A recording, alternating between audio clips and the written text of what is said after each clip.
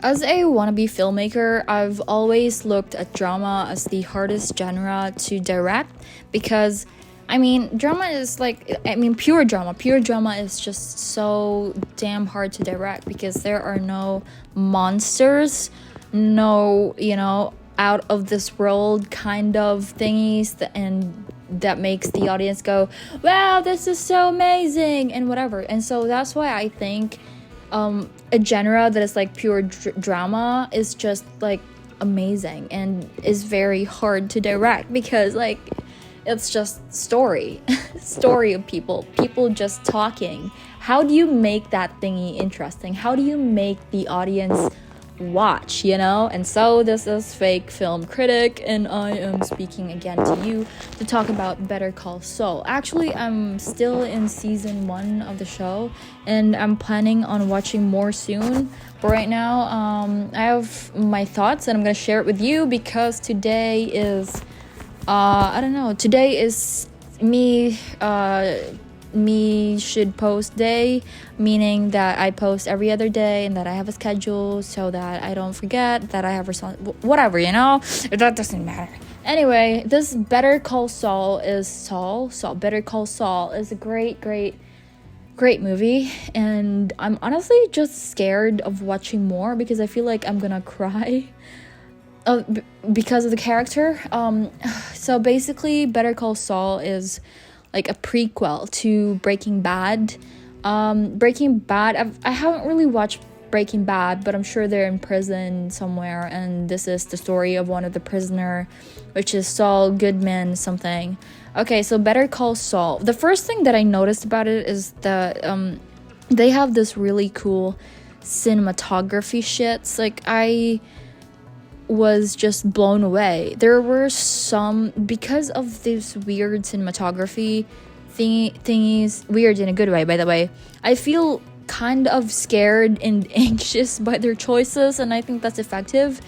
So that's kind of cool.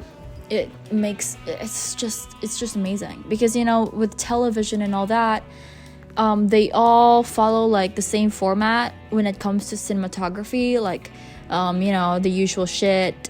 Subject should be in the center and all that, but Better Call Saul does something way different, and you will notice that sometimes, most of the time, the characters are placed in the side of the frame, almost away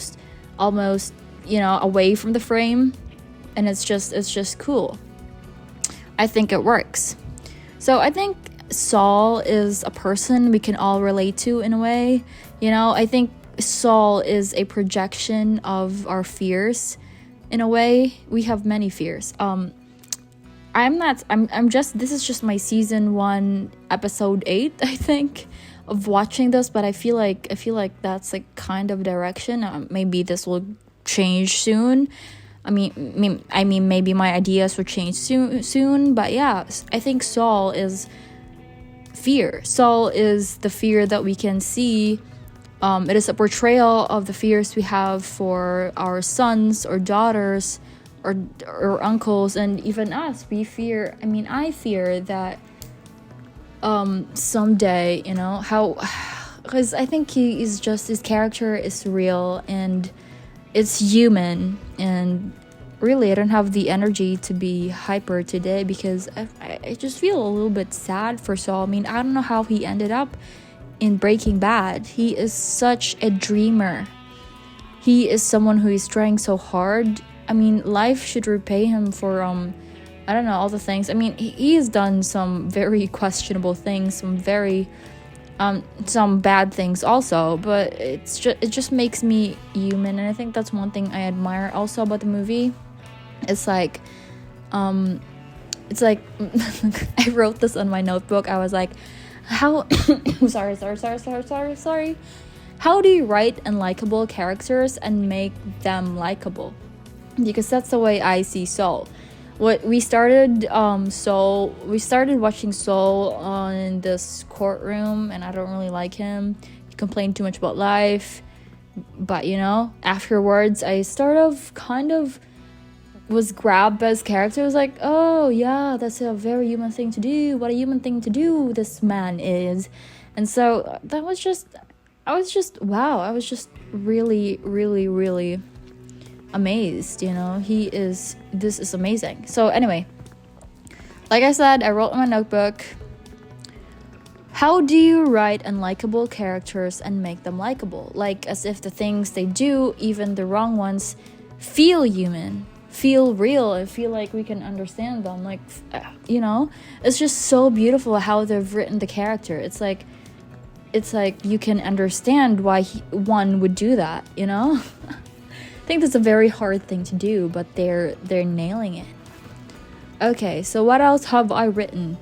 I also love this other man. I don't know his name, but it's basically like the gatekeeper or whatever. But he keeps the gates.